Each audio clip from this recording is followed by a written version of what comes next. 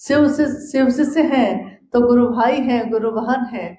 ये दुनिया शिव की है, शायद फिर कभी मुलाकात हो जाए, कहीं मिल जाए फिर से। शिव है, शिव की दुनिया है, तो हम कहाँ और जा सकते हैं। गोल गोल घूमकर फिर कहीं ना कहीं तो मिलते रहेंगे। लेकिन यही कामना है कि जब भी मिले, शिव के लिए मिले। अपनों के लिए या रिश्तों के लिए तो हमेशा मिलते रहे, महादेव के लिए मिलना, इससे बढ़िया बात और क्या होगी। शिव के शिष्य होने की पहचान मेरी हो जाए, इससे अच्छी बात क्या होगी। परंतु इससे भी अच्छी बात यह होगी कि शिव का शिष्य होकर मेरे गुरु का नाम हो जाए, क्योंकि गुरु का नाम शिष्यों के कारण होता है। गुरु की पहचान उसके शिष्यों को देखकर होती है। तो हमारा आपका मन भी ऐसा हो कि शिव भाव से भरे हम। और मुझको लगता है कि मन में एक विचार का प्रवेश, जैसा आपने परंपरा में, गुरु शिष्य परंपरा में, समाज में, जगत में देखा होगा कि गुरु दीक्षा देते हैं और गुरु को गुरु दक्षिणा दी जाती है। क्या शिव की शिष्यता में गुरु की दीक्षा होती है? क्या शिव की शिष्यता में हम गुरु दक्षिणा दे सकते हैं अपने गुरु को? इसमें हमेशा शिव के शिष्य साहब हरिनानंद जी ने जो उत्तर दिया, उन्होंने कहा हमारे मन में इस विचार का प्रवेश कि शिव मेरे गुरु हैं, मैं उनका शिष्य हूं, इस बात का प्रवेश ही गुरु की दीक्षा है। गुरु दीक्षा यानी इनिशिएशन, प्रारंभ करना, शुरुआत करना, इस विचार का आना ही गुरु की दीक्षा यानी गुरु का मंत्र मेरे मन में प्रवेश करता है और गुरु की दीक्षा हो जाती है। गुरु की दक्षिणा यानी गुरु दक्षिणा होता क्या है?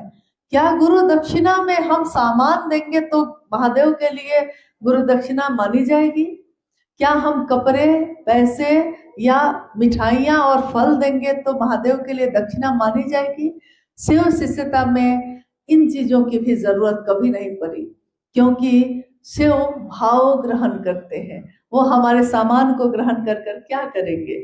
ये हम जो चढ़ाते हैं खुद ही पहनते हैं, खुद ही खाते हैं। अगर पता चले कि महादेव खाएंगे तो हम क्या दे सकेंगे उनको? लेकिन गुरु के दक्षिणा के रूप में शिष्य की कृतज्ञता यानी एहसान मानना कि आपने जो दिया है, मैं इस योग्य नहीं था, जितना दिया महादेव ने मुझको उतनी मेरी औकात नहीं, ये तो कर्म है उनका, वरना हम में आप में तो वैसी बात नहीं।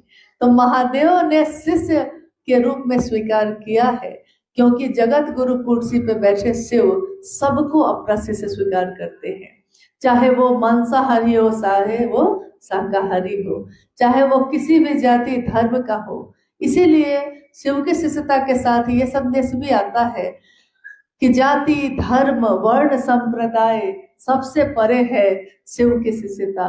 शिव की शिष्यता जैसे ही हम बोलते हैं, यानी इसमें अब इसका कोई अर्थ नहीं कि आप क्या हैं, आप अमीर हैं, गरीब हैं, आप दुनिया के लिए होंगे, महादेव के लिए तो बराबर ही है। आपने, हमने जातियां बनाई, हमने धर्म में बांटा, हमने संप्रदाय में बांटा, महादेव ने नहीं बांटा। तो ये दुनिया के लिए चल जाता है, महादेव के लिए कैसे चलेगा? जैसे ही हम महादेव की बात करते हैं, समाज और दुनिया से हम जुड़ने लगते हैं, क्योंकि अब हमारा मन विशाल होता है। जिसकी संगत में हम रहते हैं, हम उसी के जैसा सीखते हैं। कोई शराब पीने वाले की संगत में रह के शराब पीना सीख जाता है, कोई जुआ खेलने वाले के साथ रहकर जुआ खेलना सीख जाता है, कोई साधु के साथ रहकर साधु होगा कि नहीं, कोई शिव का सानिध्य प्राप्त कर शिव जैसा होगा कि नहीं, जो दुनिया को अमृत देते हैं। और सोचिए कैसी होगी वो दुनिया जिसमें शिव की बात होती हो। हम अपने लौकिक जीवन में जीते हुए भी, अपने जीवन की तमाम परेशानी और शोर में भी शिव को याद करते रहें, शिव मुझको याद रहें। अपनी दुकान में बैठे हुए भी, ग्राहक को सामान देते हुए भी, अगर मेरे मन में महादेव याद है तो सबसे बड़ा साधु वही है। क्योंकि छोड़कर शिव को प्राप्त करना शायद ज्यादा आसान है, परंतु जीवन में रहकर